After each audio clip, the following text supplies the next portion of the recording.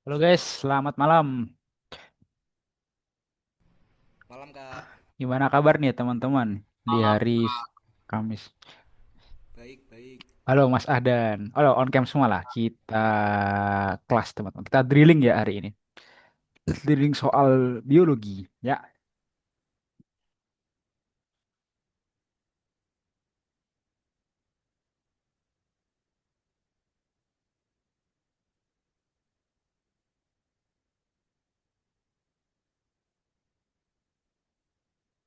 oke. Gimana? Udah dikerjain nih soal-soal yang kita kasih tadi pagi. Udah coba belum?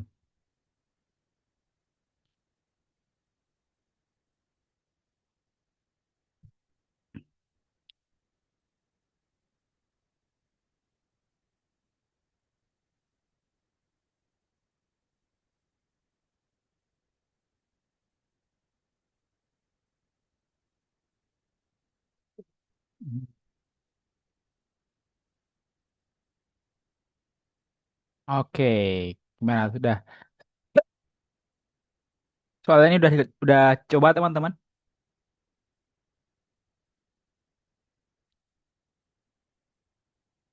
Gimana nih? Cek Jalo, Mas Nio, Mas Riven, Mas Ahdan, Mbak Ratu.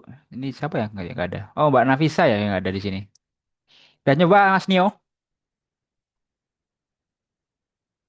Malam Kak. Udah nyoba ngerjain soal belum?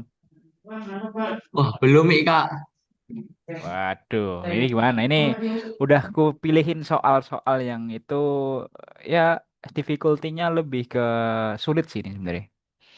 Yang anak yang khusus nih buat anak SMA nih sebenarnya ini soal-soalnya ini tuh. Kayak di kalian di sekolah udah diajarin ini belum? Di sini tuh ada nama sel imun, terus ada sistem pernapasan, terus ini eh pernapasannya manusia sama hewan ya. Terus ada sel syaraf ya atau sistem syaraf di manusia, sistem ekskresi teman-teman. Dan ini ya, ada sedikit nanti itu mengenai ini apa? Panca indera, ada pendengaran, perasa, terus ada yang sentuhan pakai kulit dan ada ini sistem hormonal atau endokrin.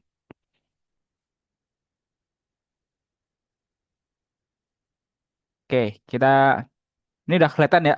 Ya, aku share screen. Udah Kak. Oke, kita latihan soal dulu. Ini tak kasih latihan soal karena ini kan Mas kayak Mas Ahdan ya. Ini kan besok tanggal 15 sudah mulai ujian nih. eh kita latihan soal dulu. Nanti kalau misalkan ada yang kurang apa namanya kurang jelas, tuh bisa kita bahas bareng-bareng ya. Oke, kita langsung ke nomor satu. Asfiksi itu merupakan gangguan pernapasan pada manusia yang disebabkan oleh apa? Ada yang tahu? A, B, C, D, E?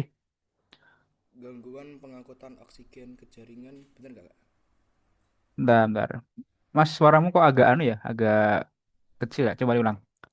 Gangguan pengangkutan Oke, oksigen ke jaringan. oke. Gangguan penyebab ini benar. Asfiksi ini tuh apa namanya kalau kita lihat ya pengertiannya itu kan gangguan kekurangan oksigen nih karena gangguan pernapasan. Yang mana ini tuh bisa berdampak pada apa teman-teman? Ini tuh pernah pernah lihat ini nggak orang-orang yang kurang oksigen? Contohnya orang yang terjebak di kebakaran atau orang yang dia ini di tempat ini sempit yang mana itu minim oksigen. Contoh di gua, contoh di ini terowongan atau tempat-tempat yang di bawah tanah itu. Nah, itu kalau orang itu kekurangan oksigen, dia akan ini blackout atau istilahnya itu pingsan ya. Karena otak tuh perlu oksigen teman-teman buat ini buat ngatur tubuh kita itu. Nah, kok kondisi di mana otak tuh kekurangan oksigen itu dinamakan sebagai asfiksi teman-teman.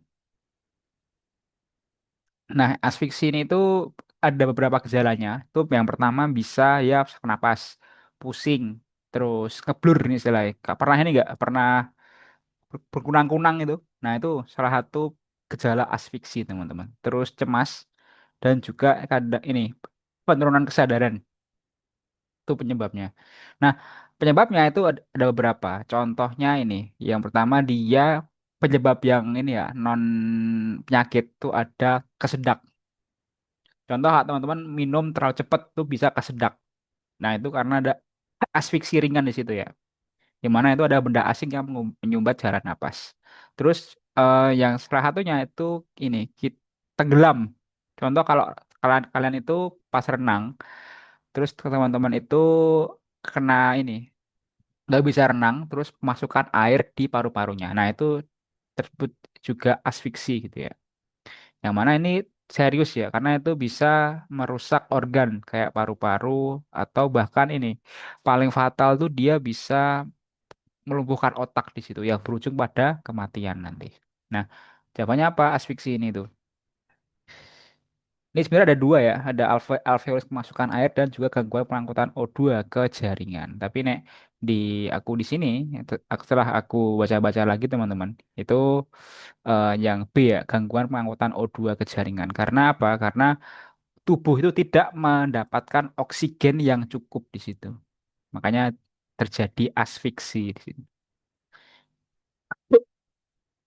B jawabannya. Oke, next nomor dua. Nah, ini antigen asing ini dia masuknya ke sistem imun tubuh, teman-teman.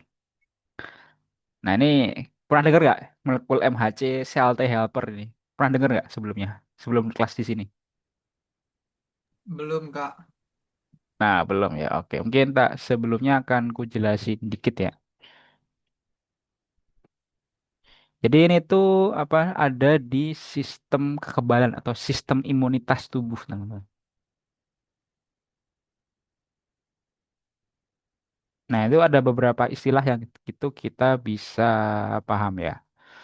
Jadi ada yang namanya antigen, teman-teman. Apa itu antigen? Nah, antigen itu merupakan suatu zat asing yang dapat memicu sistem kekebalan tubuh untuk memproduksi antibodi sebagai respons perlawanan.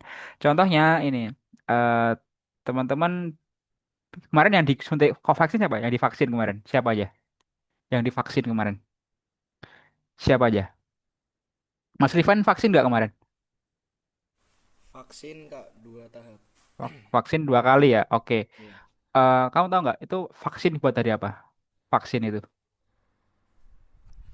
Buat menguatkan imun tubuh, antibodi tubuh. Oke, nah, betul. Itu buat menguatkan imunitas tubuh ya. Tapi eh, teman-teman harus tahu ini, vaksin itu sebenarnya bukan obat, teman-teman. Justru teman-teman dimasukin vaksin itu teman-teman dimasukin sama virus. Nah, kalau kemarin teman-teman itu eh, ini ya disuntik pakai pakai ini pas COVID kemarin, divaksin pakai vaksin COVID, teman-teman tuh sebenarnya dimasukin virus COVID, teman-teman. Nah, tapi virus COVID-nya itu yang sudah dilemahkan, atau virusnya itu udah dibuat nggak berbahaya bagi tubuh kita. Jadi fungsinya buat apa? Jadi tubuh kita tuh kalau misalkan udah dimasukin suatu zat ya atau suatu vaksin, tubuh kita tuh akan memproduksi yang namanya antigen atau memproduksi antibodi ya sebagai respons perlawanan. Jadi teman-teman tuh semakin kebal dari virus COVID-nya. Jadi virus COVID-nya itu nggak dimatiin, tapi imun kita yang udah di-upgrade teman-teman. Jadi lebih kuat lagi. Nah, itu disebut sebagai antigen di situ ya. Nah, terus di sini nomor dua itu antigen asing itu disintesis oleh apa di situ? Nah, ini ada dua ini ya, ada dua istilah yang teman-teman harus tahu. Yang pertama ada namanya sel T helper dan juga sel sitotoksik di situ ya. Nah, kalau sel antigen asing itu berarti kan antibodi tubuh itu dibuat oleh apa atau disintesis itu artinya.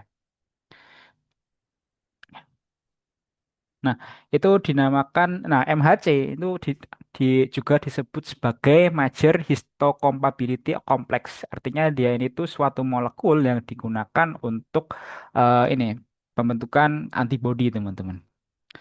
Nah, antigen itu eh, disintesis itu menggunakan yang namanya adalah MHC kelas 2.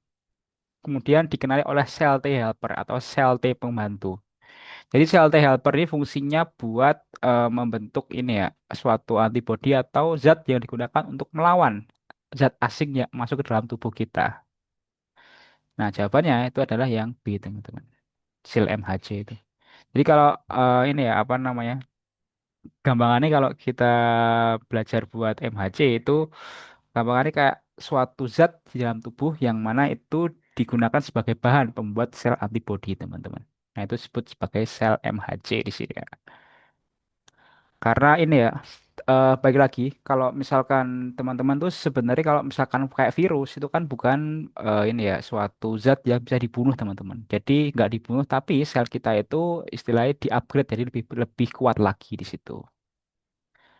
Nah, terus nanti ada yang namanya sel fagositosis. Apa itu sel fagositosis? Itu sel yang akan memakan ini, teman-teman, patogen asing yang mengandung antigennya. Oke. Terus tempatnya di mana ini sintesisnya? Itu tempatnya berada di RE atau retikulum endoplasma yang ada di dalam sel ya. Oke, nomor dua udah. Next nomor tiga, hati merupakan salah satu alat ekskresi yang menghasilkan zat sisa. Nah, ini apa ini? Hati. Jadi hati kita itu mensekresi atau oh sorry, ekresi ya teman-teman. Yang D bukan Kak? Nah, betul, D jawabannya, yang bilirubin. Jadi, apa namanya? Bilirubin itu adalah suatu zat ya, yang ini tuh digunakan sebagai pewarna tinja kita, teman-teman. Jadi, yang warna kuning itu di spesies manusia itu dia kenapa bisa berwarna itu? Karena dia mendapat pewarna dari bilirubin dari hati, teman-teman. Oh ya, ini ya, eh, teman-teman harus paham bedanya ekskresi, nih yang kayak ini, sama sek dan sekresi. Nah, ini harus paham nih teman-teman. Ada yang tahu nggak bedanya ekskresi sama sekresi? Coba ya, Mas. Ada yang tahu nggak, Mas? Bedanya sekresi sama ekskresi. Oh, lupa Mas. Oke, kita bahas ya. Jadi jangan ini ya, jangan kebalik ya. Ada yang namanya ekskresi, terus ada yang namanya sekresi. Nah, gini tulisannya. Nah, ekskresi ini tuh pembuangan zat-zat yang sudah tidak diperlukan oleh tubuh kita. Contohnya apa di sini? Ini kencing, urin, terus keringat, terus karbon dioksida atau CO2. Nah, itu merupakan zat-zat yang dibuang oleh tubuh dan itu udah nggak berguna lagi. Meskipun ini ya, keringat itu ada fungsinya buat menurunkan suhu tubuh. Kalau teman-teman itu olahraga itu kan pasti berkeringat tuh. Itu karena teman-teman tuh panas tubuhnya tuh, karena tubuhnya baru bakar energi di situ ya.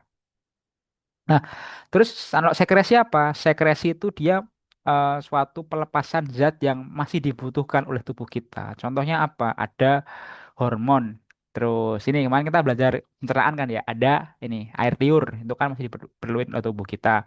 Terus lendir, lendir di hidung kita buat menyaring itu. Dan minyak ya, atau minyak yang menghasilkan minyak di tubuh kita itu adalah yang ini kulit kita. Nah, jadi kulit kita tuh kena nggak ada minyaknya kering banget teman-teman. Atau di rambut kita juga menghasilkan minyak ya di situ. Nah, itu apa namanya? eh, buat apa sekresi itu? Sekresi itu berguna buat suatu proses dalam tubuh kita. Contoh, air liur digunakan buat menghasilkan enzim petialin atau Z enzim yang digunakan untuk memecah amilum menjadi gula, teman-teman. Nah, kalau ekskresi dia udah nggak dibutuhkan lagi. Nah, ini nah CO2 ini di mana kira-kira? Paru, paru ya. Nah, kolesterol. Nah, itu nggak kolesterolnya apa? Ini mungkin teman-teman kalau tahu ini ya penyakit mas kolesterol itu. Jadi apa namanya? Kolesterol itu sebenarnya bukan ini ya teman, bukan suatu penyakit. Itu kan adalah suatu zat yang diproduksi oleh tubuh kita. Jadi berupa lemak dan dia ini juga berfungsi sebenarnya teman-teman. Kolesterol itu berfungsi untuk apa? Untuk membangun sel, terus juga membangun ini ya hormon di tubuh kita itu. Nah, tapi yang salah adalah ini. Kalau misalkan kolesterol di tubuh itu semakin banyak, karena apa? Karena kolesterol banyak itu bisa menyebabkan serangan jantung, stroke, dan juga ini ada yang namanya LDL atau kolesterol jahat ya. Ini biasanya diderita oleh orang-orang yang dia itu obesitas. Nah, itu kolesterol ya semakin tinggi dalam dalam darahnya itu. Nah, nek misalkan bilirubin ini kan tinja ya, atau ya Ta1 lah kan ya.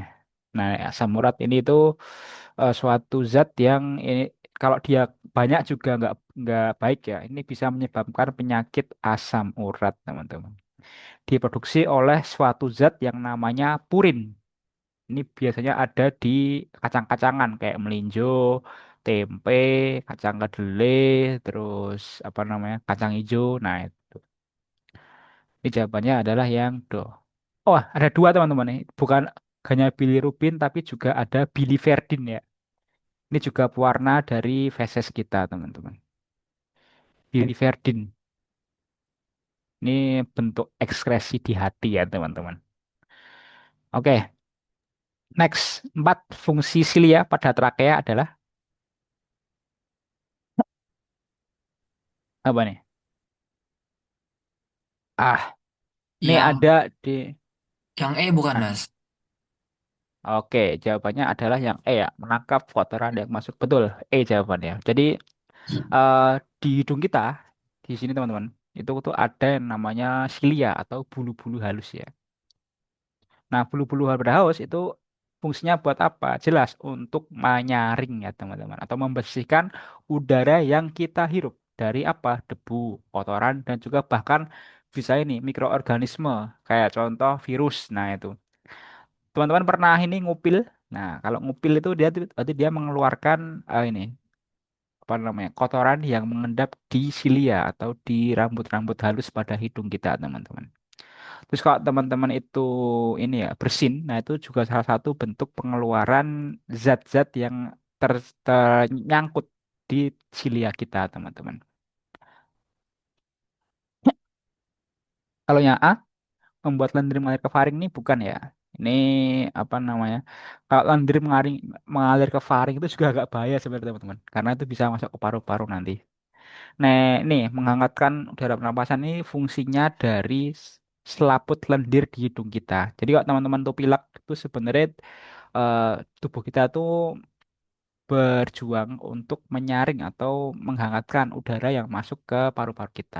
Karena udara yang masuk ke paru-paru kita itu tidak harus ada ininya ya, ada suhu optimalnya atau suhu yang bisa diterima oleh tubuh kita. Nggak terlalu panas juga nggak terlalu dingin.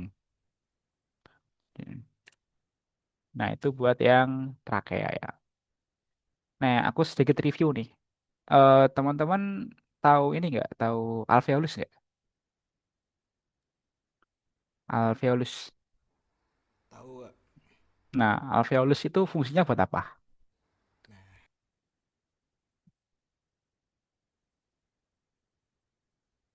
Ada yang tahu nggak? Fungsi alveolus atau yang kayak anggur nih ya?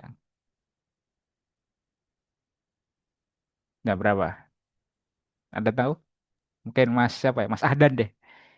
Eh, Mengambil dan melepaskan karbon dioksida. Mengambil dan melepaskan. Karbon dioksida yang masuk ke dalam paru-paru. Oke, oke. Mungkin bisa kita ini ya, perbaiki kalimatnya ya, Mas. Mengambil O2 dan mengeluarkan CO2 gitu ya. Ya, Oke, betul jawabannya. Alveolus itu yang ada di paru-paru kita. Bentuknya kayak anggur ya, teman-teman. Itu berfungsi untuk mengganti CO2, mengeluarkan CO2 dan memasukkan O2. Nah, ini aku pengen bahas. Mengeluarkan CO2 dan juga memasukkan O2 itu ada caranya, teman-teman, atau ada sistemnya. Itu dengan memakai ini ya, proses namanya proses difusi, teman-teman. Nah, difusi. Ini dipakai buat ini ya, menukarkan antara CO2 dan juga O2 di alveolus, teman-teman.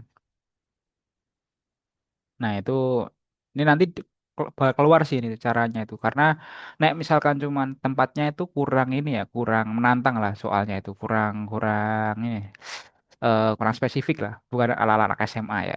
Nah, ini dengan cara difusi, teman-teman. Kak mau nanya, Iya, boleh?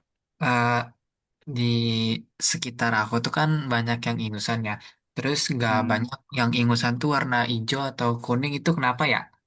Oke, oke. Aku habis baca ini kemarin tadi. Jadi gini, Mas, kalau misalkan iya lendir kita itu kalau sehat ya, kalau kita sehat tuh sebenarnya warnanya adalah ini bening, kayak kayak apa ya?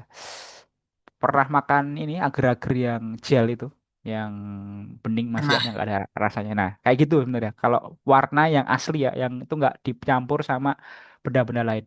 Nah, tapi kalau kadang-kadang tuh kita kalau lihat orang sakit tuh kok bisa ya warnanya itu kuning atau bahkan hijau teman-teman. Nah, itu karena di lendir itu sudah ada ini bakteri atau virusnya teman-teman. Bakteri sih kalau paling banyak itu. Contohnya kalau teman-teman itu sakit ini TBC, TBC atau teman-teman ini pernah kalau sakit yang parah ya kayak COVID lah itu.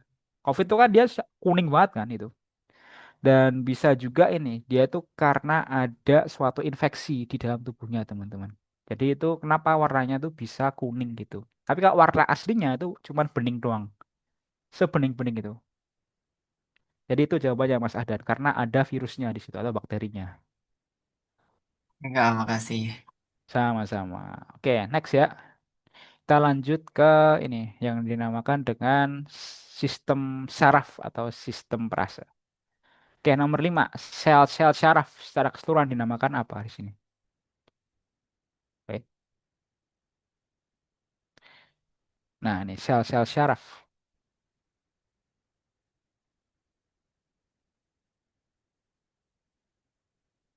Ada yang tahu? Oke, mungkin Mas siapa ya? Mas Riven. Mas Riven, tahu nggak Mas? Nomor 5 Mas. Coba tebak Neuron. jawabannya apa? Jawabannya yang? Neuron. Nah, benar. Jawabannya adalah A. Neuron.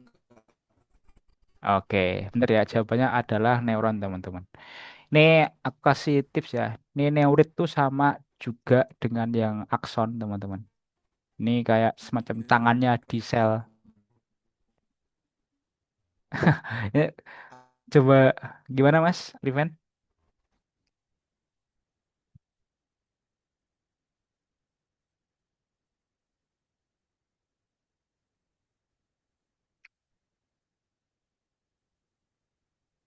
Halo, cek cek. Masih dengar ya suaraku?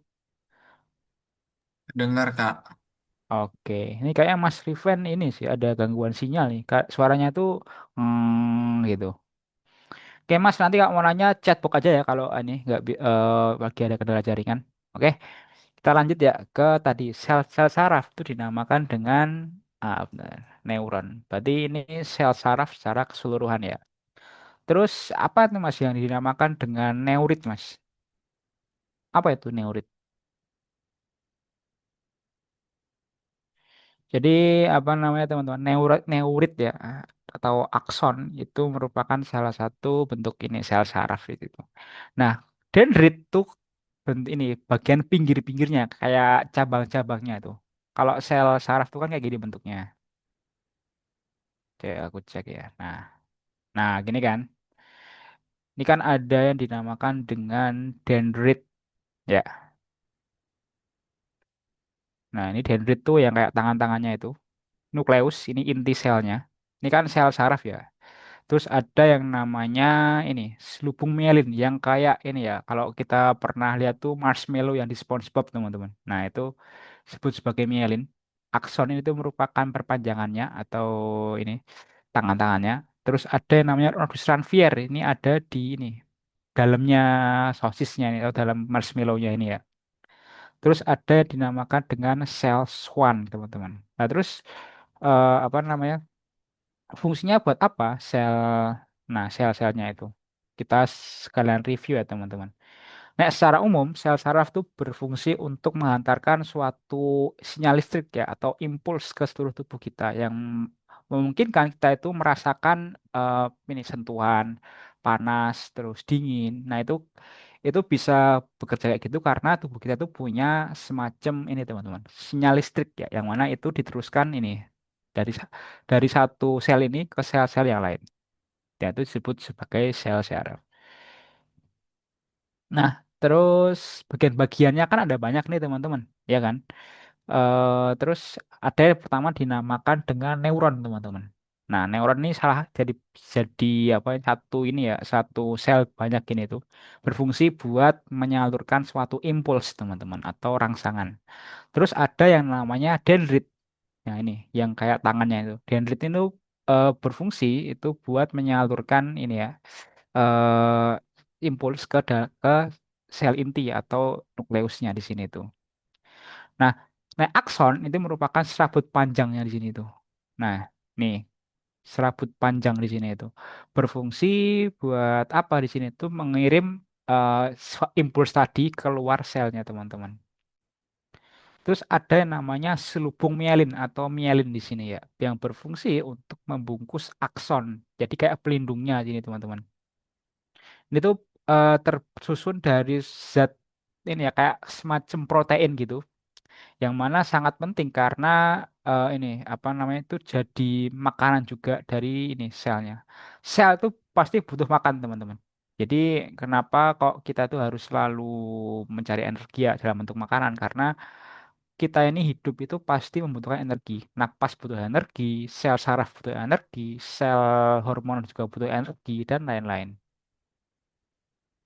Terus ada yang namanya nodus ranvier di sini tuh. Ini kayak celah-celahnya ya, kalau nodus ranvier ini tuh.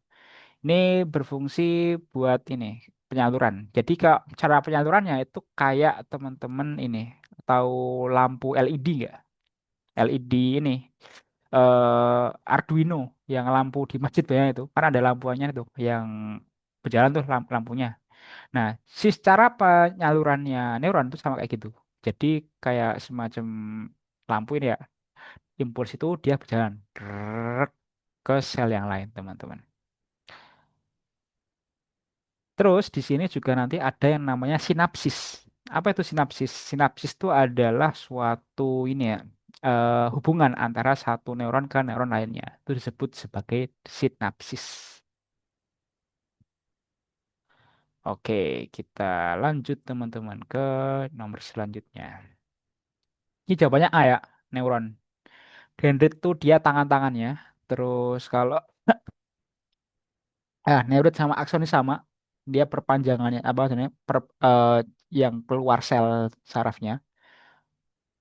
Kalau neurosit ini nggak ada ya. Ini nggak ada artinya ini neurosit ini. Next nomor 6, ekskresi adalah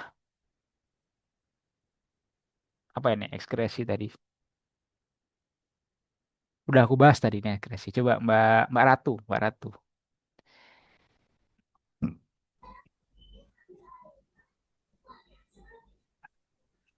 C, Kak. Oke, pembuangan hasil tak terpakai dari pencernaan tubuh. Oke, kita bahas ya. Oke, coba Mbak Nafisa. 6 apa Mbak? Coba di ini. Tebak jawabannya apa? Ekskresi.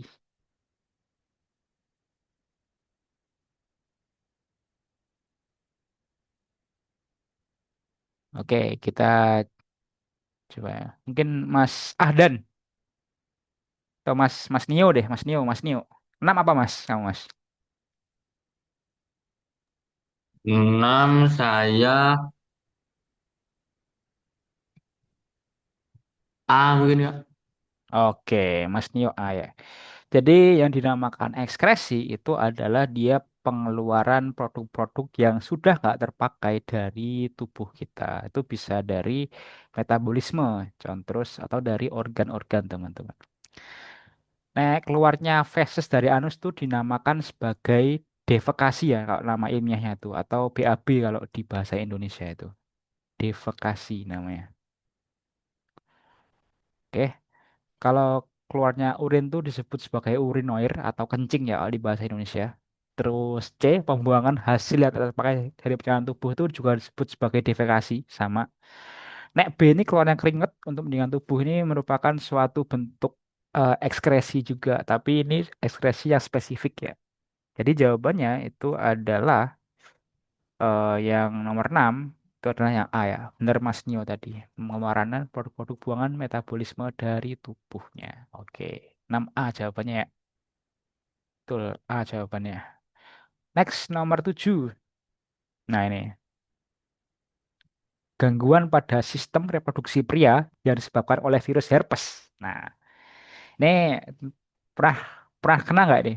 Yang teman-teman cowok terutama ini ya. Ada yang pernah kena nggak virus herpes ini? Mas Riven mungkin atau Mas Nio, Mas Ahdan pernah nggak kena virus herpes di sini? Belum. Oke, semoga aja nggak Amit-amit pernah ya. Kak. Jangan sampai. Ini aku pernah kena teman. Itu benar-benar sakit sih ini. Tapi bukan di ini ya, bukan di reproduksi ya, tapi di kulit ini, biasanya di tangan biasanya aku dapat kenanya itu. Itu biasanya didapat dari suatu virus yang itu menempel di suatu ini ya, suatu ini benda. Contohnya apa? Yang paling sering kena tuh ini, kalau teman-teman nge-gym tuh. Nge-gym tuh kan ada kayak bantalannya tuh ya. Bantalannya yang buat nge-gym itu. Itu kadang-kadang kalau orang habis pakai nggak bersihin tuh bisa kena herpes teman-teman di situ. Itu virus yang jadi bentuknya tuh kayak apa ya? Kayak melepuh nanti tuh kulitnya itu. Nah, di sini itu terjadinya tuh di sistem reproduksi pria. Berarti ya di situ. Ya tahulah ya. Tahu ya, sistem reproduksi pria. Nah, itu disebabkan oleh virus herpes adalah apa di sini? Apakah A. uretritis, B. prostatitis, C. epididymitis, orchitis atau hipogonadisme. Yang jelas enggak tuh yang E ya, hipogonadisme. Hipogonad itu berarti dia sel gonadnya atau sel telurnya itu membesar, teman-teman. Hipogonadisme itu.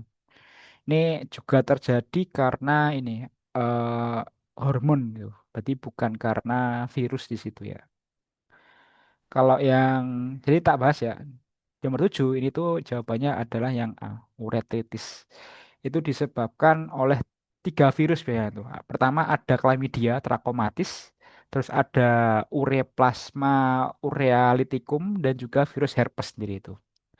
Nah, epididymitis ini disebabkan oleh E. coli. Ini tuh di kelenjar ini ya, epididymis yang ada di ini kantongnya laki-laki itu ada kayak semacam ini saluran. Nah, itu disebut sebagai saluran epididymis gitu, yang buat pematangan spel sperma. Kalau orkitis ini tuh dia disebabkan oleh yang namanya virus orkitis namanya. Oh sorry, virus parotitis. Ini tuh terjadi di mana? Orkitis ini tuh. Orkitis itu terjadinya di testis ya, di bolanya yang laki-laki itu. Jadi jawabannya adalah yang A. Nek di yang B ini prostatitis itu terjadinya di prostat ya atau di dalamnya tubuh kita nek prostat tuh yang bisa buat ini kencing kan yang cowok-cowok itu. Nah, itu yang kenapa bisa kencingnya itu bisa keteres tuh karena ada ini prostat namanya ya. Jawabannya A di sini. Uretritis. Oke, di bawah ini tidak termasuk sistem saraf sadar adalah apa?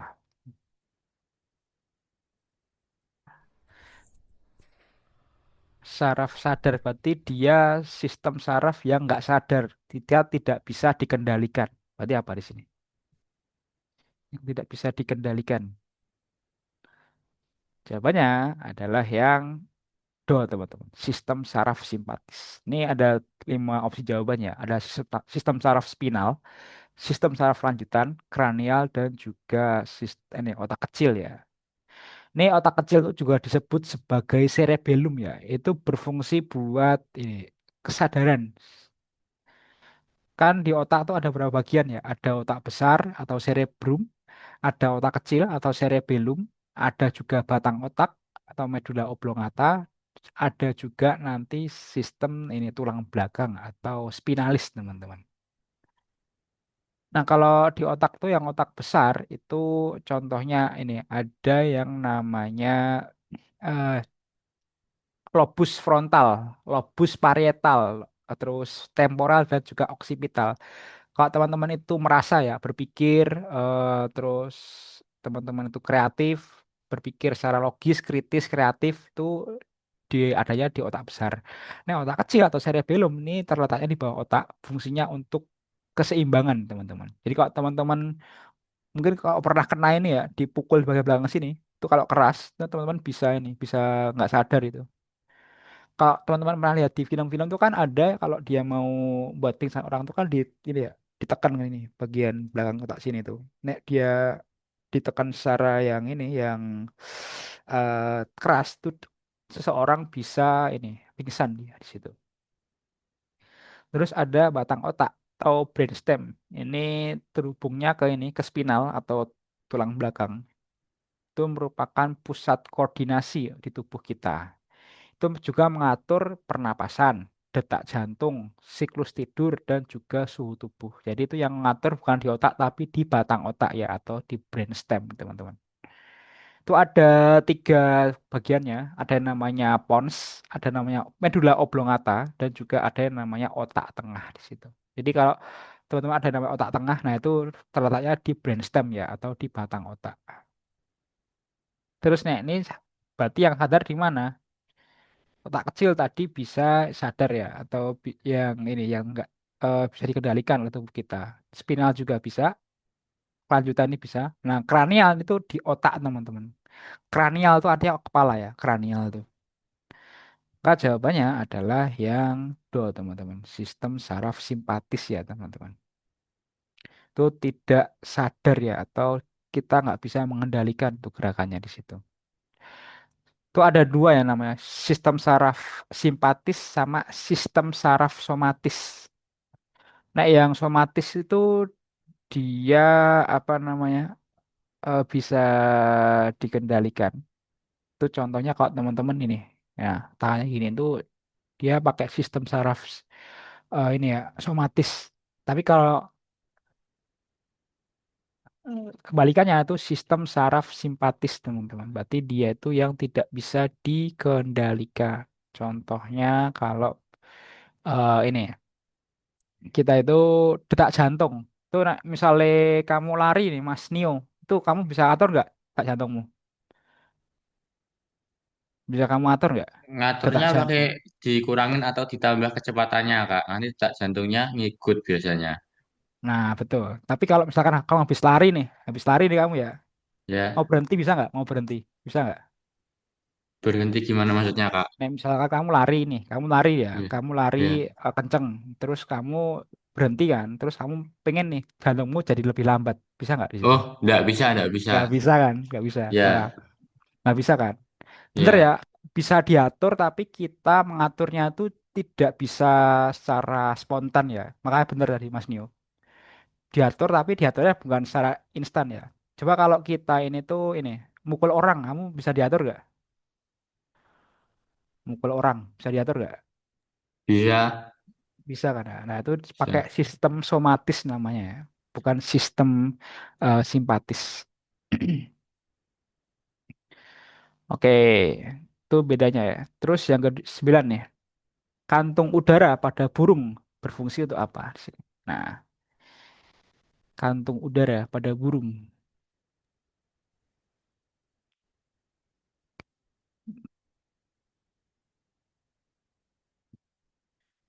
Coba siapa ya? Mas Riven deh. Halo Mas Riven. Cek cek, halo kak. Halo, masuk, masuk, masuk. Oke. Nomor Nomor 9 Mas. 9 ya kak. Iya,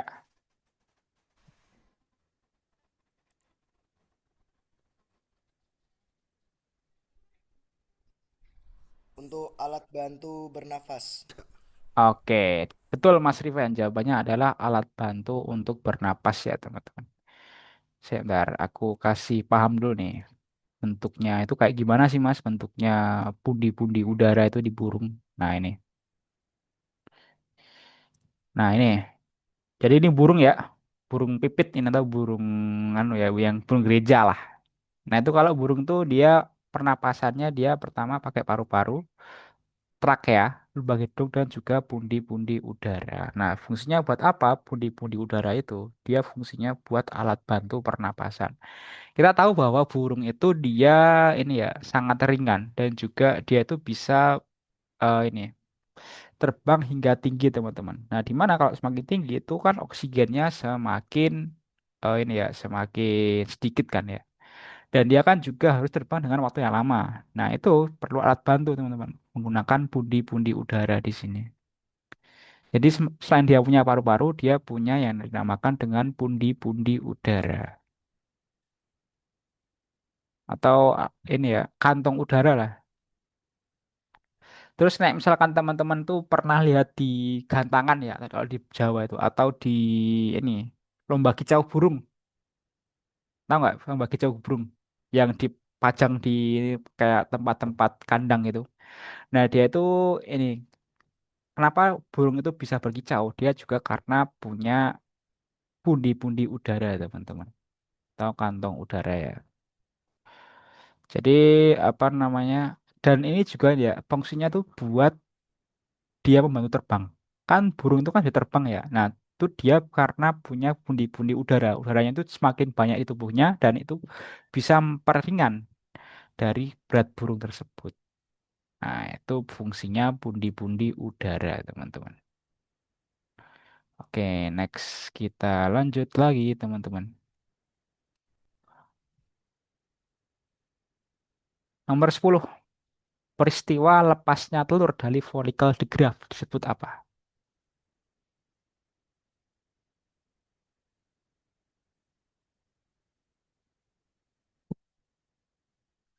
Berarti lepasnya sel telur atau Ovulasi kak. ovum. Ah, benar, maksudnya apa? Ovulasi ya. A jawabannya di sini. Nek tahu ini kopulasi? Tahu nggak kopulasi tahu?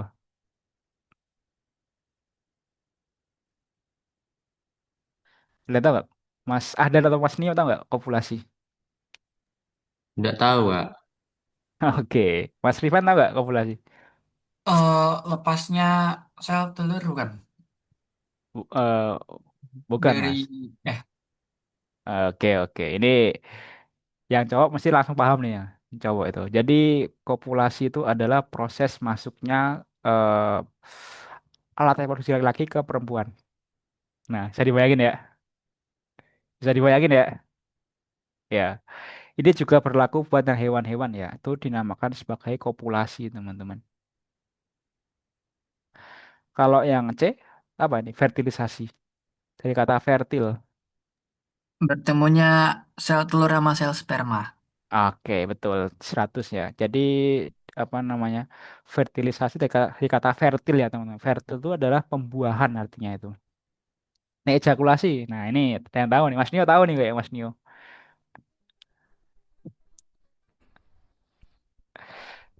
Gimana Mas? Tahu nggak Mas Nio? Yang ejakulasi? Pernah denger, Mas, tapi lupa apa namanya, Oke. apa itu. Jadi, ejakulasi itu adalah keluarnya sperma, teman-teman. Ejakulasi itu. Ya, kalau yang konjugasi, nah, nek konjugasi apa di sini, Mas? Jadi konjugasi itu kalau dalam biologi ya, teman-teman.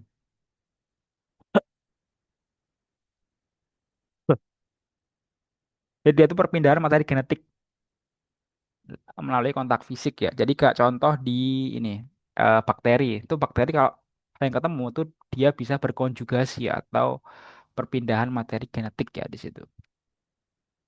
Oke, next ya. Ini jawabannya A ya, ovulasi. Atau keluarnya ovum atau sel telur dari follicle di graft. Nah, ini itu kalau di perempuan itu kapan terjadinya? Itu setelah menstruasi, teman-teman. Jadi kalau sering bilang tuh kalau misalkan perempuan tuh kan fase suburnya tuh malah setelah menstruasi, seminggu setelah menstruasi, teman-teman. Jadi kalau misalkan yang mau punya anak, nah itu dia apa namanya prosesnya itu dimulai pas setelah ini haid, teman-teman, atau setelah menstruasi ya. Nomor 11 berikut ini termasuk organ Kak, maaf, ekskresi. Kak, itu share screen-nya kok hilang, Kak. Oh, oh iya. Hilang, Boh. Hilang, Kak. Cek, cek. Udah ya? Ya, aman, Kak, aman. Oke, nomor 11 sama 12 dia sekalian. Berikut ini organ yang tidak termasuk sistem ekskresi pada manusia dan vertebrata. Gampang ini. Jelas ini. Kulit. Coba. Oke, Mbak Mbak Ratu sama Mbak ini, Mbak Nafisa apa? Bener gak sih? E. Yang E, Kak. Oke, betul. Jawabannya adalah yang E ya, jantung. Jadi kalau taunya itu bukan suatu sistem ekskresi adalah dia ini tuh tidak ini ya menghasilkan suatu zat yang dikeluarkan, teman-teman. Nah, kita bahas nih. Paru-paru dia mengeluarkan zat nggak? Mengeluarkan nggak dia? Jelas dia Mengeluarkan mengeluarkan ya. Dia mengeluarkan CO2, teman-teman. CO2. Ah, benar, karbon dioksida. Kulit jelas. Kalau teman-teman Hmm. pas olahraga, kita mengeluarkan Keringat. Keringat. keringat, betul. Terus ginjal. Nah, pasti nih. Kalau minum kita pasti Urin. urin Urin ya. atau kencing ya di sini. Urin. Oh, kencing itu juga disebut sebagai urinoir ya, teman-teman. Kalau di bahasa biologinya itu. Nah, hati. Ada nggak? Tadi ada dibahas Bilirubin. Bilirubin. bilirubin. Nah, bilirubin ya, benar Mas Nio. Bilirubin dan juga biliverdin ya, dua sebenarnya itu. Hmm. Nggak cuma satu doang. Ini tuh hasil dari pembongkaran sel darah teman-teman yang ada di hati. Terus itu dibuang lewat apa? Dibuang lewat feses nanti itu. Yang mengakibatkan feses itu berwarna kuning atau coklat ya di situ nanti. Oke, 12. Penyakit gagal ginjal disebabkan oleh Saluran tersumbat. gagal. Oke, jadi gagal ginjal itu apa? Gagal ginjal itu kalau ginjalnya tuh udah nggak bisa ngapa-ngapain. Itu yang paling sering terjadi itu kalau ini memasukkan oksigen, memasukkan alkohol atau kelebihan gula teman-teman atau glukosa. Nah, tapi apa namanya kelebihan glukosa itu merupakan salah satu ya. Tapi yang paling penyebab paling utamanya itu karena ginjalnya udah tersumbat atau udah nggak bisa ngapa-ngapain lagi. Jadi kalau ginjal kita tuh kenapa kita tuh nggak boleh minum manis yang banyak-banyak karena semakin ginjal itu dia kerja keras ya teman-teman. Itu maka akan semakin cepat rusak ginjal kita itu. Makanya kita kan nggak boleh istilah itu terlalu banyak minum minuman manis. Terus kita nggak boleh minum alkohol ya kan. Terus kita juga nggak boleh ini yang paling sering teman-teman lakuin ya. Begadang tuh nggak boleh juga. Dia akan merusak ginjal dengan apa? Dengan menaikkan tekanan darah teman-teman. Pada saat ini ya, pada saat begadang teman-teman tuh. Ya kan, teman-teman yang sering begadang ini buat buat ngepush atau buat apa-apain nah itu dikurangin ya. Ini daripada kena penyakit di umur 30. Nah ini harus dihindari ya. Coba ya ya tersumbat. Nah, glukosa ini ya penyakit diabetes mellitus. Nah, infeksi ini ya infeksi. Nah, virus ini bisa cuman dia nanti nefritis ya atau yang dinamakan dengan radang radang ginjal teman-teman. Jadi apa namanya ginjalnya itu bermasalah atau bengkak ya nanti itu. Kakak mau nanya, Ups, boleh, eh, boleh. kenapa kalau misalnya kita begadang terus minuman yang manis tuh munculnya di umur 30 Kak? Oke, aku bahas ya. Jadi gini Mas, kalau kita ini minum minuman manis, tubuh itu akan mengeluarkan yang namanya insulin atau ini ya, suatu zat untuk menangkap gula gula yang ada dalam darah kita. Itu disebut sebagai insulin. Nah, kalau kita semakin banyak minum gula, kan batasnya itu kalau nggak salah ini ya 5 sendok makan per hari ya. Nah, kalau lebih gimana Mas? Lebih itu sebenarnya nggak apa-apa teman-teman. Tubuh kita bisa mentoleransi, tapi gejala yang pasti muncul ya setelah kita ini itu sering minum minuman manis adalah kita sering ngantuk nih teman-teman. Contoh nih misalkan teman-teman itu sarapan ya, sarapan di rumah teman-teman pakai nasi, pakai tempe, tempenya pakai tepung, terus minumnya teh manis. Nah, teman-teman pasti nanti akan ini ya ngantuk di sekolah. Karena apa? Karena tubuh kita itu mengeluarkan insulin, teman-teman. Yang insulin itu kalau dikeluarkan otomatis dia akan menyedot energi yang kita akan mengakibatkan ngantuk di situ. Nah, terus soal begadang nih. Jadi gini Mas, eh secara biologis ya nih, secara biologis tubuh manusia tuh harus punya waktu sekitar 8 jam untuk beristirahat. Buat apa? Buat regenerasi sel, membuang racun, terus mengembalikan energi ya, atau kita menghasilkan energi lewat pernapasan, dan juga kita juga ini ya, mengistirahatkan organ-organ di tubuh kita. Jadi kalau teman-teman tuh udah jam 10 lebih ya, itu sebenarnya fungsi organ teman-teman tuh sudah menurun semua. Jadi semuanya tuh udah menandakan bahwa ini waktunya buat istirahat. Nah, kalau kita begadang, otomatis dipaksa buat ini nih. bekerja lagi kan organ kita itu. Nah, otomatis kerjanya nggak akan maksimal dan itu akan meningkatkan ini teman-teman, tekanan darah kita di dalam tubuh kita. Makanya kalau begadang itu kenapa nggak boleh? Karena nanti akan kalau tekan darahnya itu semakin meningkat, otomatis ginjalnya akan semakin berat kerjanya dan jantung juga pasti nanti akan semakin berat buat memompa darah. Padahal kan jantung pas tidur itu kan semakin ini ya, semakin eh apa namanya menurun lah kerjanya itu. Makanya nggak boleh kita itu begadang sama minum minuman manis ya. Dua-duanya nggak boleh ya. Begadang nggak boleh, minum manis juga nggak boleh. Tapi kak berhubung kalian di sini masih muda kan ya, nggak ada yang umur 7, nggak ada yang umur 20 atau 25, ya boleh lah sekali-sekali kan begadang ya. Mungkin nonton bola, mungkin nonton Piala Dunia atau Liga Champion atau teman-teman ini push rank mungkin ya paling sering itu. Push rank, nah ini paling sering ini. Push rank, push rank. Jadi itu mas jawabannya Mas Ahdan. Kenapa kok nggak boleh ya kita ini begadang sama minum minuman manis?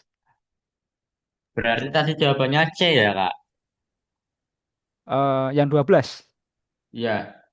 jawabannya yang E mas, tersumbat di situ, Oh, salah satu batu. tersumbat. Jadi gagal ginjal tuh dia tidak sudah nggak bisa berfungsi ginjalnya itu. Gagal ginjal ini kalau teman-teman mungkin pernah dengar di ini ya rumah sakit itu kan ada namanya orang cuci darah. Nah, orang cuci darah itu dia ini eh, darah dicuci karena apa? Ginjalnya itu udah nggak bisa mencuci darah teman-teman. Jadi ya itu sampai mati pun juga harus cuci darah itu. Nah, orang yang itu dinamakan sebagai hemodialisis ya atau ini cuci darah. Oh ya, terus nambahin Mas, insulin tadi ya soal manis tadi itu. Kalau tubuh kita tuh udah nggak bisa ini ya memproduksi insulin lagi itu otomatis gulanya akan menyebar ke seluruh tubuh Mas. Nah, makanya disebut sebagai penyakit diabetes mellitus. Nah, itu kenapa kita nggak boleh minum minuman manis. Maksimalnya 5 sendok per hari teman-teman buat gula ya. Oke, itu Mas Ahdan, apakah ada yang mau tanyakan lagi? Udah, Kak. Oke, lanjut ya, nomor 13.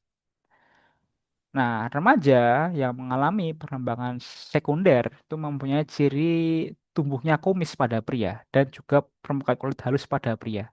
Nah, hal ini dipengaruhi hormon apa di sini? A. Adenotropin, Kak. testosteron. Jawab S. Oke, kita bahas ya. Apa namanya? Jadi kalau remaja itu mengalami pertumbuhan sekunder ya teman-teman. Berarti kan dia kan ada dua nih pertumbuhan nih, ada yang primer dan juga ada yang sekunder. Nah, kalau yang dia primer itu contohnya di laki-laki itu dia menghasilkan sperma, teman-teman, atau mimpi basah ya. Kemudian kalau untuk yang perempuan itu menstruasi atau menghasilkan ovum di situ. Jadi kan sebenarnya menstruasi itu kan ini ya suatu fase di mana tubuh wanita itu dia mengeluarkan sel telur kan, tapi tidak dibuahi. Nah, makanya sorry, fase meluruh ya di situ. Meluruhnya dinding di rahim perempuan terus habis itu ditandai dengan apa? Pengeluaran ovum atau sel telur. Nah, terus hormonnya apa nih Mas yang terus ada dua ya tadi. Ya primer dan juga sekunder. Nah, ya sekunder itu dia contohnya di laki-laki itu dia ada tumbuh jakun, ada bulu halus, kemudian ada ini kumis. Terus nanti suara makin berat dan juga dada semakin bidang. Nah, di perempuan tuh ada bulu-bulu halus nanti tuh yang ada di sekitar kemaluan ya atau di pubisnya teman-teman. Nah, ini dipengaruhi oleh hormon apa di situ? Nah, kalau di sekunder pada pria itu dia dipengaruhi oleh hormon testosteron teman-teman. Nah, sedangkan kalau yang perempuan itu ini dia memakai hormon estrogen ya teman-teman. Nah, apa namanya ini dia, nah ini ada beberapa hormon ya. Nah, yang prolaktin itu hormon yang dipakai yang dihasilkan oleh ibu menyusui ya untuk menghasilkan air susu. Kalau yang adenotropin, nah adenotropin itu dia ini fungsinya itu yang paling utama adalah dia ini itu untuk mengatur pelepasan hormon kortisol dari kelenjar adrenal yang ada di ginjal kita, teman-teman. Kortisol tuh hormon yang ini ya hormon stres istilah itu, kortisol tuh. Jadi kalau teman-teman tuh stres, teman-teman tuh punya banyak hormon kortisol dalam tubuh teman-teman. Terus kalau somatotropin nih apa Mas? Somatotropin itu. Ini somatotropin itu berfungsinya buat ini ya, merangsang pertumbuhan di tubuh manusia. Yang mana itu dihasilkan itu di otak, terutama di kelenjar pituitari, teman-teman. Nah, gonadotropin ini dari kata gonad. Gonadnya adalah sel telur ya, teman-teman. Enzim tropin namanya nih di ini ya, jenis-jenisnya itu. Ini jawabannya adalah yang E, benar, testosteron. Ini karena tidak ada estrogen, maka jawabannya adalah yang E, testosteron, teman-teman. Oke, 14. Kak, Ya, boleh. Mbak siapa? Mbak Ratu. Gimana, Mbak? tadi yang tadi yang prolaktin apa Kak? Prolaktin itu hormon yang dihasilkan oleh ibu menyusui untuk merangsang air susu. Prolaktin. Makasih. Oke, sama-sama.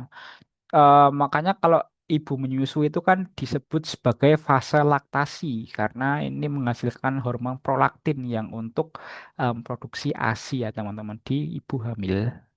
Oke, itu yang 13. 14 coba siapa ya di sini? Mbak Nafisa deh. Coba nomor 14 Mbak.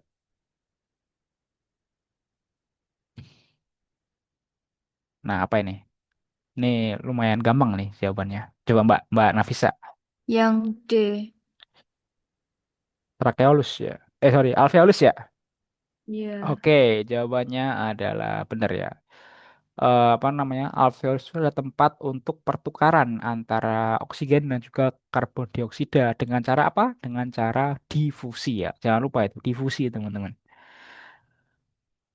Nah, tracheolus ini anu ya, sebenarnya ini tuh maksudnya adalah alveolus, cuman ini sebagai pengecoh aja teman-teman.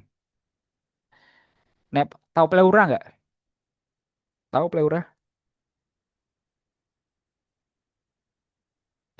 Pleura itu adalah dia selaput pembungkus paru-paru, teman-teman. Jadi paru-paru kita tuh ada kayak plastiknya yang membungkus itu, yaitu dinamakan sebagai pleura, teman-teman. Oke, nomor 15. Ini jawabannya yang ini ya, yang do ya. Coba 15, tahu nggak nih? Bola mata Tiga, itu Kak. mempunyai tiga. Oke, ada tiga ya di situ. Jadi ada pertama itu lapisan luar, itu ada sklera juga kornea. Terus ada lapisan yang tengah, itu ada koroid sama iris. Terus yang ketiga itu lapisan retina, teman-teman. Jadi jawabannya ada yang tiga ya, yang B ini jawabannya di bola mata. 16 merupakan alat yang melaksanakan sistem ekskresi pada manusia kecuali. Nah, ini apa ini? Kita udah bahas tadi. Jawabannya adalah yang E. Kak. benar uretra. Uretra ini di mana? Ini ada di eh, laki-laki, teman-teman. Jadi kalau di penis itu kan ada salurannya itu dinamakan sebagai uretra di situ. Oke, 17 serangga insekta bernapas menggunakan trakea. Udara masuk ke trakea melalui lubang kecil pada eksoskeleton yang disebut dengan 17 ada yang tahu nggak? Jadi di serangga itu dia kan menggunakan trakea, teman-teman, atau menggunakan ini eh, jalan masuk yang itu pintunya tuh ada lubang kecil yang ada di eksoskeleton atau tubuh luarnya, teman-teman. Contohnya di apa? Di belalang lah. Belalang itu kan ada ini ya, ada lubangnya di depannya itu. Nah, itu disebut dengan apa? Ada yang tahu?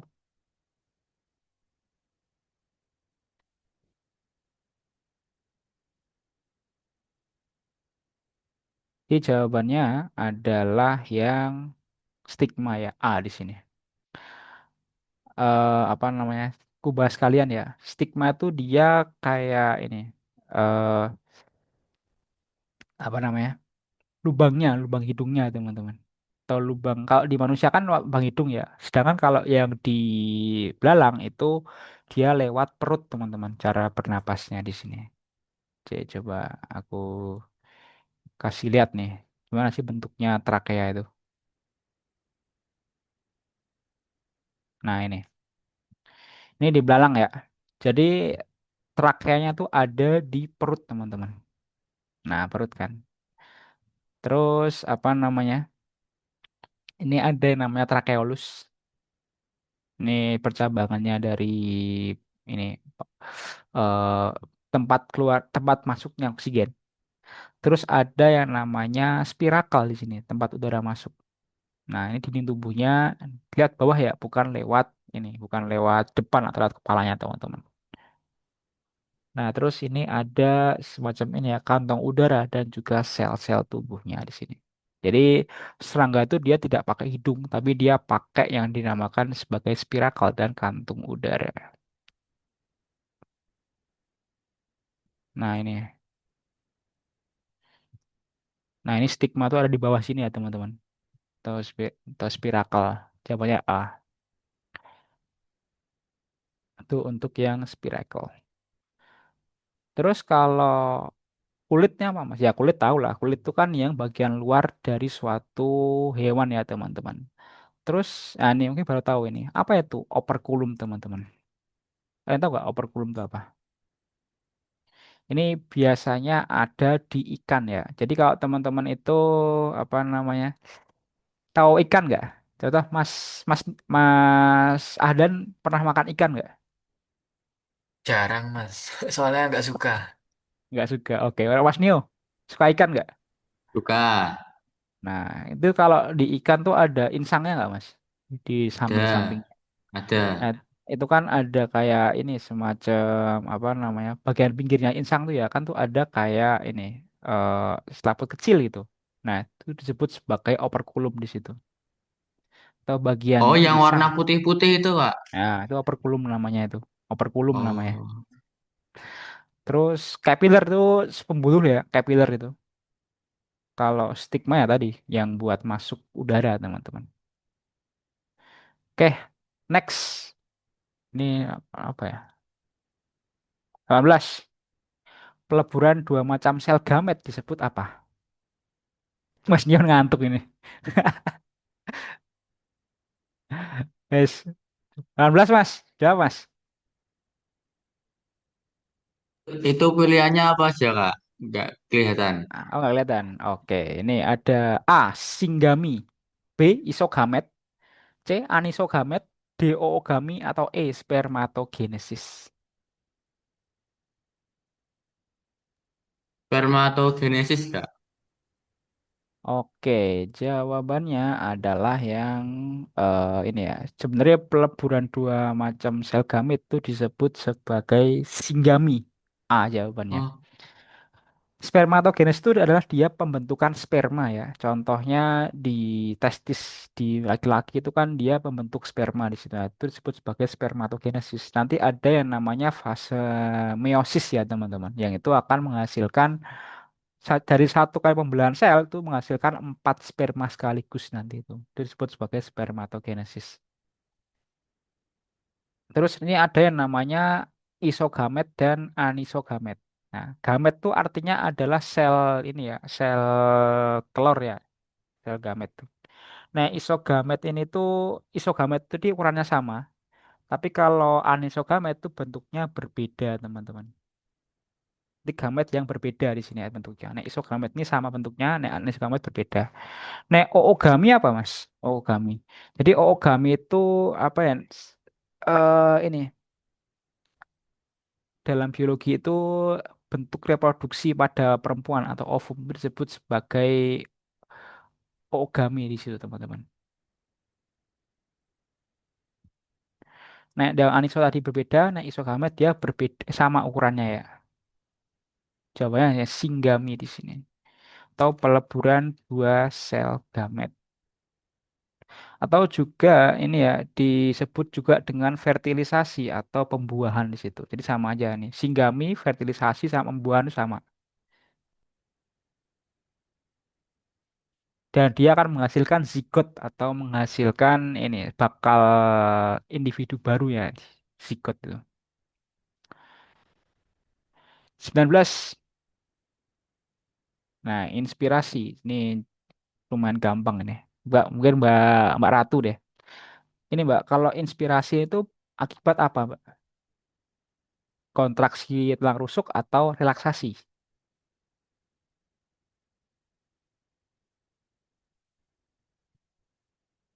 Coba Mbak Ratu atau Mbak Lafiza.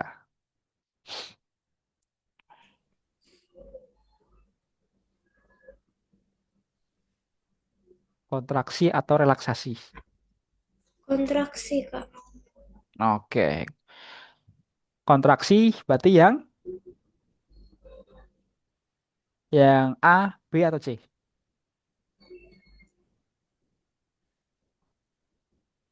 B. Oke, nah B jawabannya. Jadi kalau inspirasi itu dari kata in, berarti kita memasukkan udara. Nah, apa yang terjadi? Itu ada dua hal, teman-teman. Yang pertama ada kontraksi tulang rusuk. Nah, berarti kalau kontraksi itu kan dia akan melebar ya, karena udaranya masuk. Nah, otomatis dada akan mengembang di situ. Terus kalau misalkan dia relaksasi, dia akan mengendur. Udaranya akan keluar. Nah, jadi kalau kontraksi itu dia udaranya masuk atau inspirasi. Kalau dia relaksasi itu dia sama aja dengan ekspirasi pada pernapasan, teman-teman. Nomor 20, molekul globumin yang mampu menyerang agen penyakit disebut sebagai. Nah, ini sistem imun juga ini.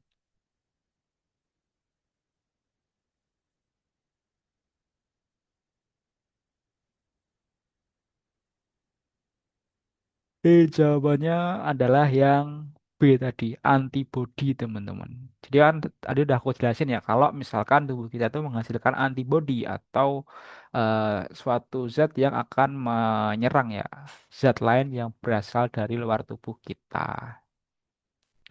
Ini ada beberapa jenis ya antibodi itu. Ada yang namanya antibodi IgG, IgA, IgM, IgD, sama IgE, teman-teman. Yang itu punya spesifiknya nih. Jadi antibodi itu yang menandai nih, ini ada suatu zat yang berasal dari luar tubuh manusia, yang itu harus dihancurkan oleh sel ini ya. Nanti ada sel fagositosis di tubuh kita, atau yang memakan nanti. Jawabannya adalah yang B ya. Tahu limfosit nggak? Apa tuh limfosit? Ini sel darah putih artinya, teman-teman, yang berfungsi untuk melindungi dari infeksi. Kalau timus ini tuh adalah suatu kelenjar ya. Di kelenjar timus itu ada di ini ya, antara paru-paru sama jantung. Dia itu memproduksi sel darah putih atau sel T ya, teman-teman, untuk melawan infeksi. Nah, tonsil ini berupa tonjolan, artinya itu kayak ini. Tonsil itu ini nama lain dari amandel yang ada di sini. Ah, yang kayak apa namanya? Cacing itu yang di rongga mulut kita. Itu dinamakan dengan tonsil ya atau tonjolan. Nah, toksin ini artinya adalah racun ya. Jadi bukan agen penyakit di sini. Oke, nomor 21. Jika seseorang tidak bisa mengeluarkan urinnya karena kerusakan ginjal total, maka ya jelas nih apa jawabannya. Gagal Jawabannya adalah ginjal. gagal ginjal ya. Nah, tahu nggak ini diabetes insipidus? Pernah dengar nggak, Mas? Belum. Nah, belum. Mas Rifan pernah tahu nggak, Mas, diabetes insipidus?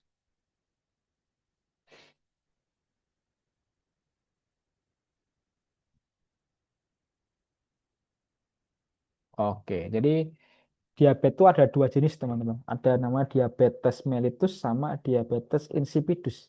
Kalau dia diabetes yang mellitus itu dia karena tidak bisa memproduksi insulin atau sudah ini ya kelebihan gula. Tapi kalau dia diabetesnya insipidus, dia itu ini ya, tubuhnya itu memproduksi kencing dalam jumlah yang sangat banyak. Jadinya apa ya? Jadi orang yang terkena insipidus itu akan sering banget minum, teman-teman. Itu ini ya, bahkan bisa banyak banget ya. Manusia itu rata-rata menghabiskan 3 liter air per harinya, teman-teman. Nah, kalau dia yang penderita insipidus, dia tuh bisa sampai 20 liter. Itu bayangnya gini, teman-teman minum 1 galon aqua tiap harinya. Nah, segitu yang insipidus itu. Sengeri apa apa ya? Sebanyak itu, teman-teman. Pipisnya berapa kali itu, Mas? Ya, hitung aja ya. Mas, ada berapa kali itu pipisnya sehari? Berapa, Mas Nio? Kurang lebih Gelap. 10. Iya, kurang lebih 10 lah. Nah, 10 ya. Anggap aja sampean minum 2 liter sehari lah ya. Anggap aja 2 liter lah sehari ya. Kaliin 10 berapa? Nah, segitu. Nah, segitu. Jangan 100 kali itu. Itu hidupnya cuman habis buat ini, buat kencing itu. Orang-orang yang kena insipidus itu. Jadi bahaya juga ini, insipidus itu. Kalau ini, uremia tahu nggak apa? Uremia. Uremia itu penumpukan racun ya di dalam ginjal karena ginjalnya udah gagal gitu, apa udah nggak bisa berfungsi lagi. Itu disebut sebagai uremia. Kalau ini anuria, jadi kalau anuria itu ini ya, eh, nek tadi itu insipidus dia banyak kencing. Nah, nek anuria itu kebalikannya, sedikit kencing di situ. Ini bahaya ya, karena kalau tubuh manusia itu nggak bisa mengeluarkan cairan, itu cairannya akan menumpuk, tahu nggak di mana? Di kaki, teman-teman. Di kaki, benar di kaki. Jika teman-teman pernah lihat kakinya orang yang anuria, itu kakinya akan ini jadi kayak kaki gajah gitu. Terus jadi bengkak lah istilah itu. Itu disebut sebagai anuria ya. Ini juga salah satu bentuk penyakit ginjal kronis di sini. Nah, nefritis dia radang di ginjal, teman-teman. Karena apa? Karena bakteri di situ. Dua-dua yang akan terjadi jika struktur pleura mengalami kerusakan adalah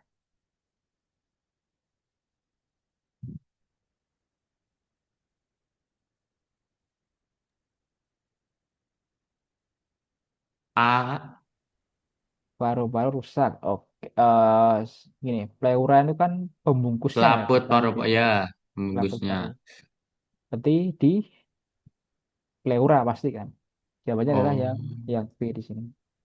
Penimbunan cairan di ruangan pleura. Jadi kalau jadi pleura itu kan kayak pembungkusnya kan. Nah, kalau pembungkusnya itu rusak atau apa namanya ada kena penyakit itu akan terjadi penimbunan ini ya, ini cairan. Jadi kalau teman-teman pernah dengar istilah jantungnya basah atau paru-paru basah itu. Nah, ini bukti ilmiahnya ini paru-paru basah itu. Tapi bukan disebabkan karena ini ya, karena tidur di lantai atau kena angin malam nggak pakai jaket mungkin ya kalau pakai motor itu. Jadi nggak mungkin itu. Ini lebih disebabkan karena ini pleuranya kena timbunan cairan di situ. Bisa juga dia terkena ini pneumonia, yaitu apa? Dia itu radang di paru-paru karena infeksi bakteri biasanya itu kalau itu. Jadi itu jawabannya. Nek akan rusak ini bisa, cuman yang rusak pertama adalah pleuranya, teman-teman. Diafragma tidak dapat bergerak bisa masih ya. Pengerusuk masih bisa, tidak berpengaruh juga salah ya. Jawabannya adalah yang B. Ini penimbunan. berarti kalau misalkan pleuranya itu mengalami kerusakan, apakah paru-parunya otomatis rusak, Kak? Bisa, tapi ini Mas. Jadi kalau penyakit di tubuh itu nggak semuanya itu langsung ya. Contohnya gini, tadi kan ginjal yang misalnya rusak, itu kenapa dia nggak langsung meninggal? Karena ini eh, ginjal itu bisa digantikan oleh hemodialisa. Tapi kalau dalam jangka waktu yang lama itu bisa merusak jantung. Karena apa? Karena tekanan darahnya itu sudah nggak normal lagi. Jadi bisa, tapi dalam waktu yang lama, bukan nggak secara langsung itu. Nah itu jawabannya, pleura itu. Contoh gini lah, apa namanya? Kalau Mas Nio kena penyakit gigi, misalnya giginya bolong, itu Mas Nio bisa kena penyakit jantung loh. Percaya nggak? Bisa loh penyakit jantung. Itu bisa tapi pakai ini ya, ada prosedurnya, nggak bisa langsung secara spontan gitu. Nah, itu jadi kalau teman-teman ini ya buat kesehatan ya, aku sarankan teman-teman itu menjaga banget karena apapun yang teman-teman punya dalam tubuh teman-teman itu merupakan the one and only ya, organ yang ada dan nggak ada gantinya teman-teman. Serius, nggak ada gantinya itu. Mau itu jantung, ginjal, paru-paru, usus mungkin, gigi. Nah, gigi meskipun gigi ada gigi palsu ya, tapi kan giginya nggak sebaik gigi yang asli teman-teman. Kalau donor jantung itu bisa apa enggak, Kak? Donor jantung itu bisa, Mas. Bisa, bisa. Bisa, tapi ini ya, menemukan kecocokannya itu 1 banding 1.000 itu. Oh, 1 banding 1.000. Dan ini ya, itu kan suatu, apa namanya, operasi besar kan itu. Operasi besar yang mana itu tingkat kegagalannya juga tinggi. Jadi, eh, sebaik-baiknya ya tetap ini. Jantung yang ada di nempel kita sekarang itu udah yang terbaik buat diri kita itu. Dan nggak, jangan salah loh, harganya tinggi banget loh jantung itu. Tahu nggak berapa jantung itu? 5M. Oke, itu harga yang resmi ya. Sebenarnya apa namanya? Jantung secara organ ya, jantung yang masih normal ya teman-teman. Itu bisa ya 5M bisa. Tapi itu apa namanya? Kadang itu tidak ada yang ready stoknya itu. Karena apa? Nggak ada orang yang mau mendonorkan darah jantungnya. Iya kan? Iya kan? Nggak ada kan? Harga rumah itu. Nggak ada. Itu mungkin kalau teman-teman ada, itu teman-teman dapatnya ini dari ini para admin judul yang ada di Kamboja itu ya. Nah, itu, itu, itu ya, yang kebanyakan ada itu dijual organnya 14M loh, paling paling gede itu. Oke, lanjut. 23 saraf otak yang berasal dari retina mata adalah jelas ini. Yang ini apa namanya? Dia berfungsi untuk melihat apa Pak? Teman-teman kalau pernah tahu ini, mata itu kan dia sering banget berkaitan dengan optik kan di situ. Makanya disebut sebagai saraf optik. B jawabannya di sini tuh. Ini ada beberapa jawaban. Pertama ada saraf olfaktori. Apa itu saraf olfaktori ya? Olfaktori itu saraf yang dia terhubung ke penciuman kita. Olfaktori itu. Sedangkan kalau saraf yang okulomotor itu dia terhubungnya ke iris kita di mata. Jadi bukan ke retina ya. Terus ada namanya saraf troklear. Saraf troklear itu saraf yang bisa memutar bola mata kita. Jadi kalau bola mata teman-teman bisa ke arah ke atas, bawah, kanan, kiri itu yang menggerakkan adalah saraf troklear, teman-teman. Terus ada yang namanya saraf trigeminal. Ini tuh yang membawa impuls dari kulit kita ke otak kita. Jadi adanya di kulit ini. Ya, ini. E ini di kulit, F ini di hidung. Nah, B, C, D ini adanya di mata ya teman-teman. Optik retina, okulomotor itu di iris, troklear tuh ada di bola mata. Nah, itu jawabannya. Kak, mau nanya, Boleh, boleh. Apa? eh, kenapa mata orang dewasa tuh udah nggak putih lagi, Kak? Oh, jadi kayak kuning gitu ya? Iya, Kak. Ya, Eh Sebenarnya ada banyak ini Mas, ada banyak ini ya alasan ya. Contohnya tuh orang dewasa yang kena penyakit kuning tuh dia bisa jadi kuning gitu. Nah, secara ini ya, secara apa namanya medis ya itu. Ada yang namanya penyakit kuning di situ. Itu karena apa? Karena tubuh tuh nggak bisa membuang tadi dua zat biliverdin sama biliverdinnya. Biliverdin sama bilirubinnya di hati tadi itu. Dia punya penyakit hati. Nah, kuningnya tadi itu nggak bisa dibuang lewat feses tapi menjalar ke seluruh tubuh. Itu yang pertama bisa. Terus yang kedua itu kadang ini dia punya penyakit bawaan. Contohnya ini dia perokok mungkin ya. Dia kena penyakit kanker. Yang mana kanker itu bisa merusak suatu organ. Terus itu membuat tubuhnya menjadi lebih rentan terhadap penyakit. Nah, penyakitnya itu bisa menyebabkan bola mata menjadi berbeda warna ya. Bisa juga ini karena dia kena penyakit mata. Pernah dengar nggak yang namanya penyakit glaukoma? Glaukoma itu dia penyakit yang bola matanya itu semakin banyak cairannya. Jadi ini ya, apa namanya? Bola mata kan ada ini ya, ada pembuluh darahnya ya. Nah, pembuluh darahnya itu semakin lama semakin gede di situ. Makanya semakin merah kan di situ. Kenapa di orang dewasa itu bisa berbeda warnanya, nggak putih lagi. Nah, itu salah satu bentuk ini ya, bentuk apa namanya alasannya di situ.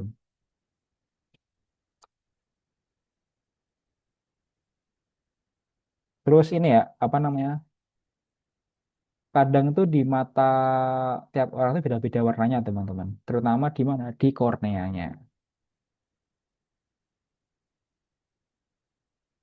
Terus ini juga ada yang namanya suatu zat yang dinamakan zat melanin ya atau zat kulit yang membuat warna kulit kita itu beda-beda. Nah, itu semakin tua itu semakin banyak, jadi semakin gelap di situ ya. Terus ini yang paling parah, ada kena kanker mata itu juga salah satu bentuk ini yang bisa merubah ya di situ.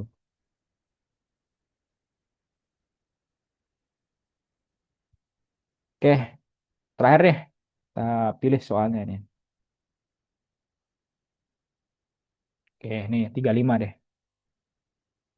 35 terakhir ya. Awal 35 nih.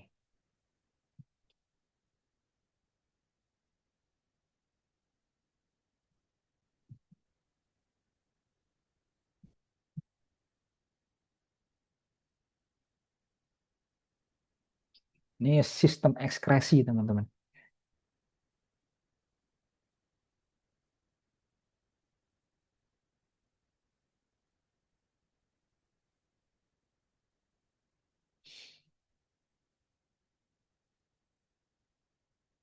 Oke, 35. Mungkin Mas Nio, Mas Ahdan, Mbak Ratu, Mbak Nafisa, Mas Riven. Apa nih? 35. Antara A Hmm. atau C. A atau C. Oke. Mas Riven apa Mas Riven?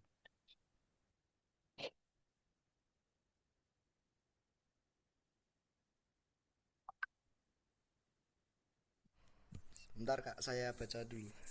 Oke, siap. 35. Mas Nio. Hmm.